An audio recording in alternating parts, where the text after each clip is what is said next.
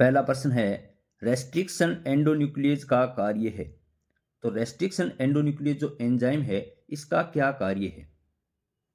पहला ऑप्शन है आरएनए को काटना, डबल स्ट्रैंड डीएनए को काटना, सिंगल स्ट्रैंड डीएनए को काटना, डीएनए सूत्र को जोड़ना। तो इस प्रश्न का सही उत्तर होगा सेकंड यानी बी, डबल स्ट्रैंड डीएनए को काटना।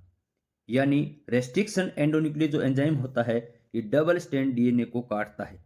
इसे आणविक कैंची भी कहा जाता है। अगला प्रश्न है, आणविक कैंची जिसका उपयोग आनुवांशिक अभियांत्रिकी में होता है। तो आनुवांशिक अभियांत्रिकी में किस आणविक कैंची का उपयोग होता है?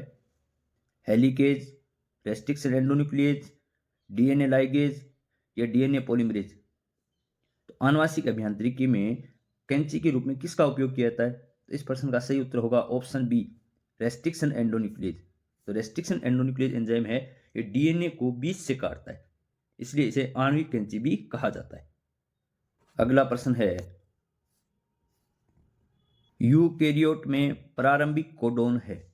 तो जो यूकेरियोट होते हैं, बहुकोशिकीय जीव होते हैं जिसमें स्पष्ट केंद्रक पाया जाता है, उनमें प्रारंभिक कोडोन कौन सा है?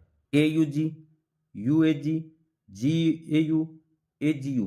तो इस प्रश्न का सही उत्तर होगा option A, option A, AUG. तो एयूजी यूकेरियोट में प्रारंभिक कोडोन है। अगला प्रश्न है, श्रृंखला समाप्तिकरण के लिए 3 कोडोन हैं।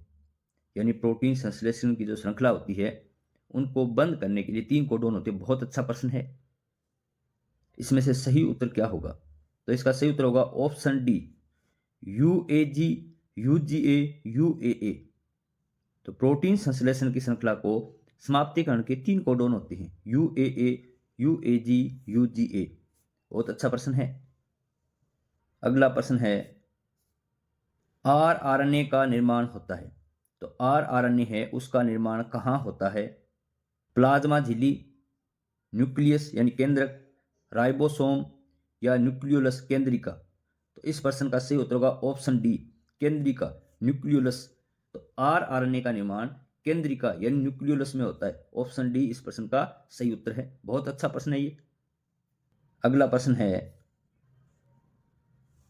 एमआरएनए का अधिकतम निर्माण होता है कोशिका द्रव में, केंद्रिका में, राइबोसोम में या केंद्रक द्रव में। तो एमआरएनए का अधिकतम निर्माण यानी ट्रांसक्रिप्शन कहाँ होता है? तो इस प्रश्न का सही उत्तर होगा ऑप्शन डी, केंद्रक द्रव में। तो ट्रांसक्रिप्शन की जो प्रक्रिया है वो केंद्रक द्रव में होती है।